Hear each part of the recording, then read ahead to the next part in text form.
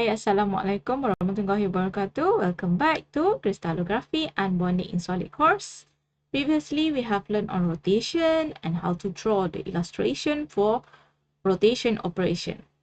We have n equals to 1, 2, 3, 4, and 6. So we have 1 full, 2 fulls, 3 fulls, 4 fulls, and 6 fulls. I really hope that by now you have mastered how to draw the illustration with the correct symbol for each rotation, because it is really important to understand that before we proceed to the next lecture on roto inversion. Alright, roto inversion or rotation with inversion. 1, 2, 3, 4, and 6 full rotations can be combined with inversion, and this is known as roto-inversion operations. Rotation axes have been illustrated by motifs that lie in the same plane. In combining rotation with inversion, it is best to observe the order of pattern in 3 dimensions. Roto-inversion axis. So, as the name goes, roto-inversion. You have to do rotation first, then only you can inverse. For example, if you are given n equals to 4 bar, not n equals to 4, it's n equals to 4 bar. That is roto-inversion operation, where you have to rotate at 90 degree, then you have to inverse. It's similar to n equals to 4, but for n equals to 4, you just need to rotate 90 degree without inversion. So n equals to 4 bar, that means you have to rotate 90 degree, 90 degree, 90 degree, and then you inverse. Okay, let's say x and x bar is the normal line passing through the center of the equatorial plane. Then if we have the original motif at position 1, then it is rotated 90 degree, it will go to position 4 and inverse to position 2. Then from position 2, it is rotated 90 degree and inverse to point 3. Then from position 3, it is rotated 90 degree and inverse to point 4. And from point 4, you have to further rotate at 90 degree and inverse to point 1. Back to original position of point 1 or position 1.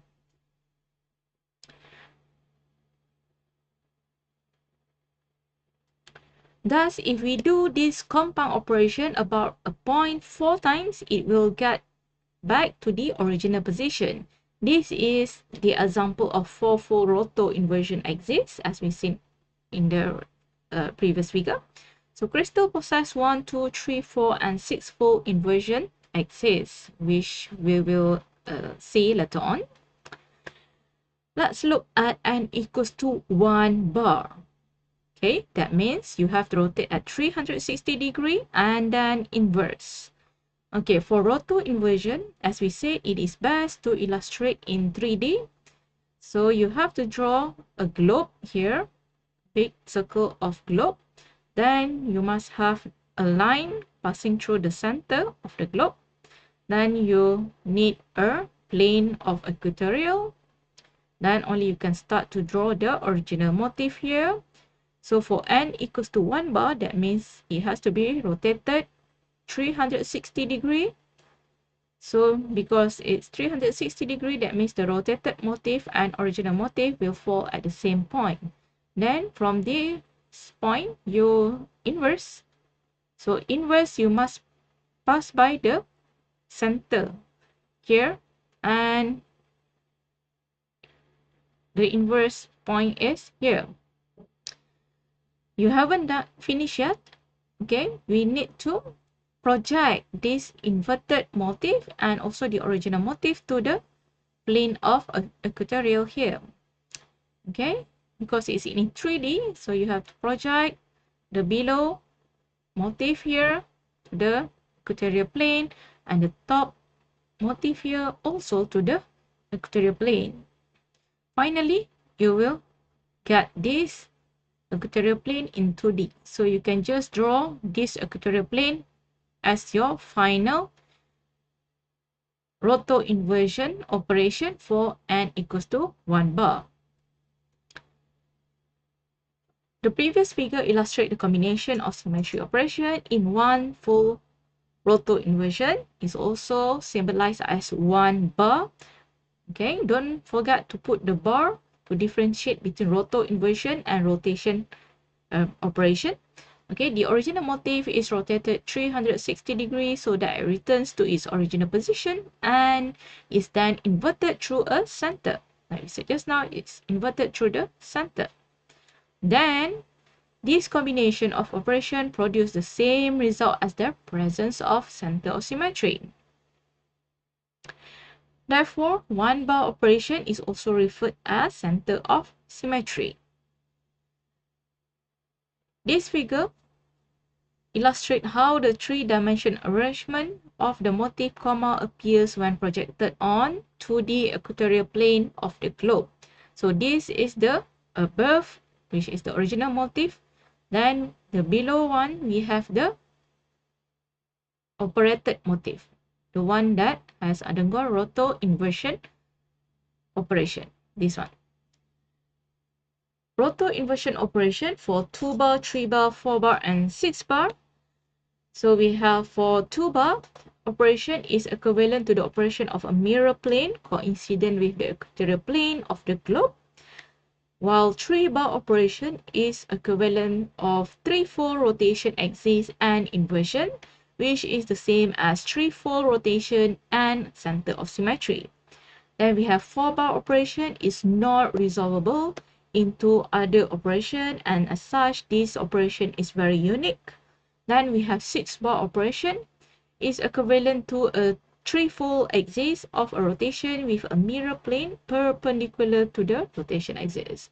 Don't worry about this. I just want to highlight that some of the operations can be similar to the other operation.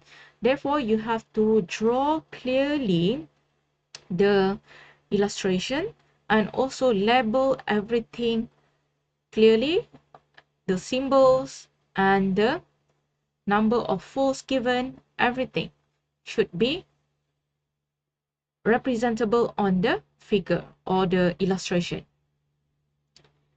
Let's look at 2 bar. So first of all, you need to draw the globe, then the line in the center, then you need the plane of equatorial.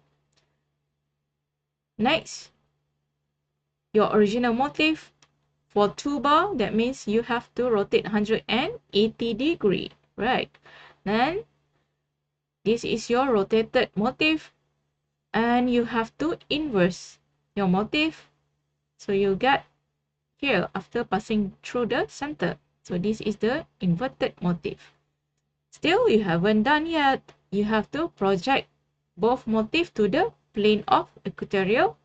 And for 2 bar, when you project the original motif and the inverted motif here, they overlap each other. They say here is the superimposed projection. Okay, like this.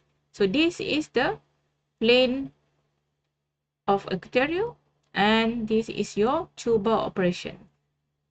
Okay, so for 3 bar, same. First thing, you have to draw the globe and then the line passing through the center of the globe, followed by the plane of equatorial in the middle.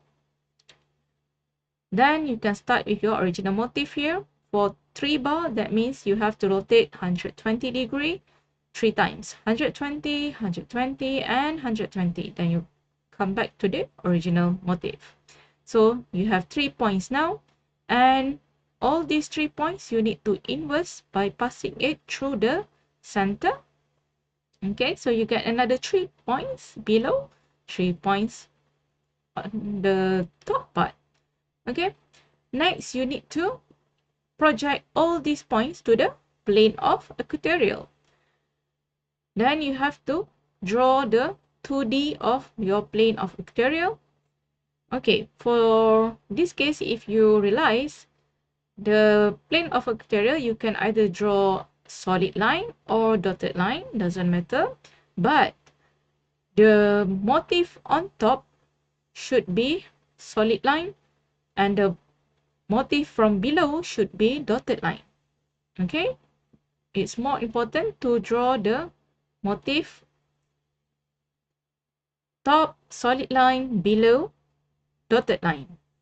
Then you also need to draw the symbols for the operation.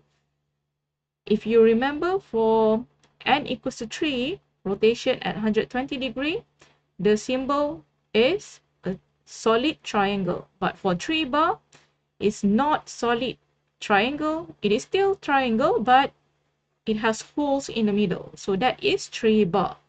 So this is your 2D plane of equatorial for 3 bar. The same goes for 4 bar and 6 bar. You have to do rotation first, and then you inverse, and you have to project the original motif, the rotated motif, and also the inverted motif to the plane of equatorial here. And then you extract only the plane of equatorial in 2D, and you have to draw like this. And make sure for the 2D, you must have the symbols for the operation to indicate what operation it is.